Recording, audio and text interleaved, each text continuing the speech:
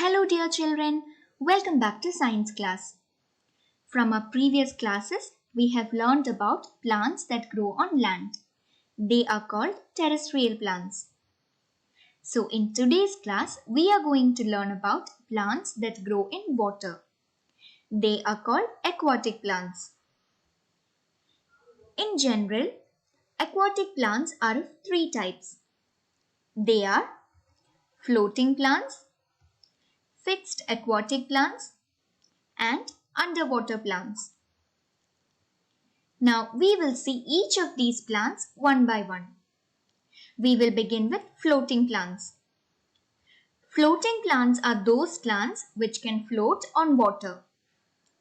Few of the examples of floating plants are water hyacinth, as you see here in this picture, wolffia, duckweed, and pistia.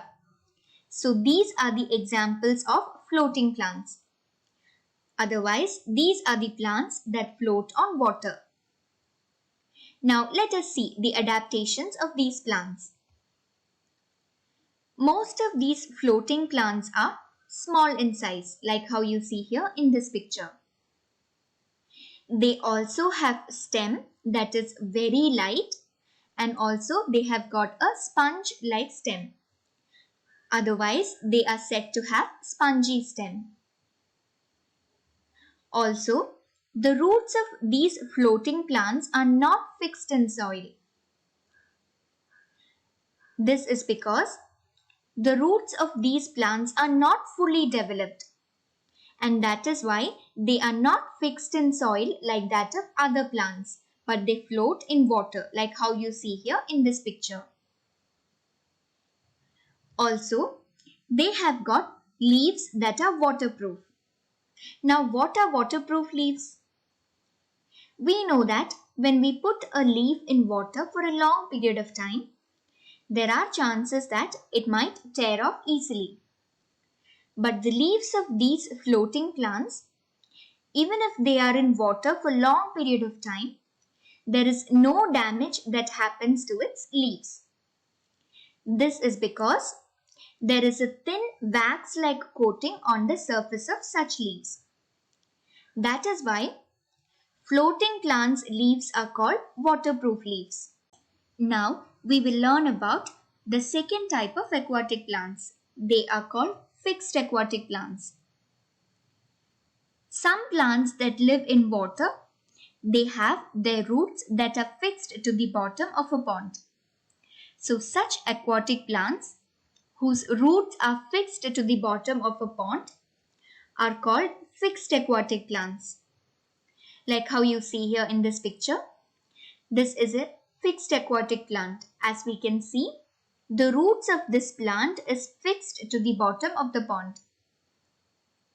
Some of the examples of fixed aquatic plants are water lily, as you see here in this picture, and lotus, which means water lily and lotus have got their roots that are fixed to the bottom of the pond where they live. Now let us see what are the adaptations of these plants. Most of the fixed aquatic plants have got a stem like how you see here in this picture. They have holes in their stem like how you see here, or otherwise they have got an empty space inside the stem.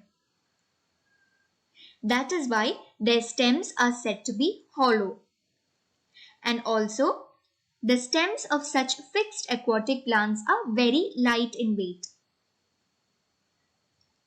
Like how you see here in this picture, these fixed aquatic plants have got roots that are fixed to the bottom of the pond. Bottom of the pond is otherwise called bed of the pond. So we say that the roots of these fixed aquatic plants are fixed to the bed of the pond. Like how we have learned in the case of floating plants, which have leaves that are waterproof, fixed aquatic plants also have leaves that are waterproof. This is because they have a wax-like coating on the surface of their leaves. Now this wax-like coating on the surface of the leaf will prevent the leaf from getting spoiled or from getting decayed when they remain in water for a long period of time. We have already learned that most of the plants have stomata at the undersurface of their leaves. But these aquatic plants have got stomata on the upper surface of their leaf. Now this stomata that is present on the upper surface of the leaf will help the plant to breathe easily. Also, they have got leaves like how you see in the picture that are flat and broad.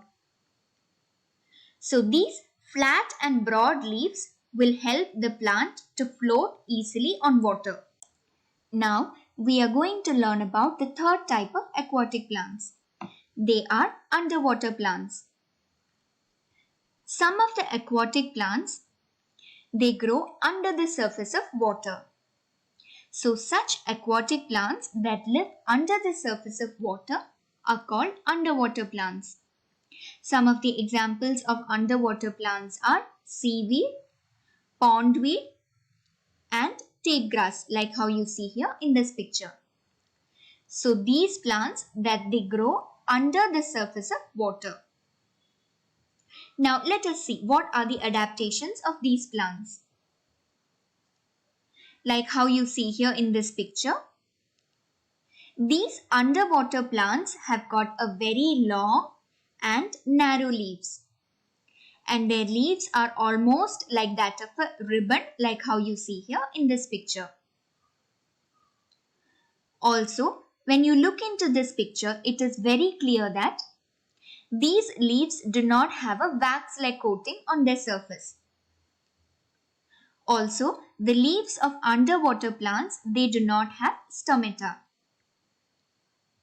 Then you might be thinking, how do these plants breathe without stomata, isn't it? Yes, these plants breathe through their body surfaces. Now, let us learn some interesting facts about plants. Do you know that some of the plants can eat insects? Yes, they do. Now, look into these pictures here. Plants like Venus flytrap, sundew plant, and pitcher plant. These are the plants that can eat insects. Now, if you observe these pictures closely, you can find that as an insect comes and sits on the plant, this part of the plant closes in order to trap the insect inside. So such plants that can eat insects are called insectivorous plants. But there are some other kinds of plants which cannot make their own food. Then how do these plants can survive without making their own food? Such plants will take in food from dead plants and dead animals. Few such plants are Indian pipes, like how you see here, and coral root. These plants, they cannot make their own food because they do not have chlorophyll. So these plants, they take in food from dead plants and dead animals. So such plants which cannot make their own food but take in food from dead plants and dead animals are called saprophytes.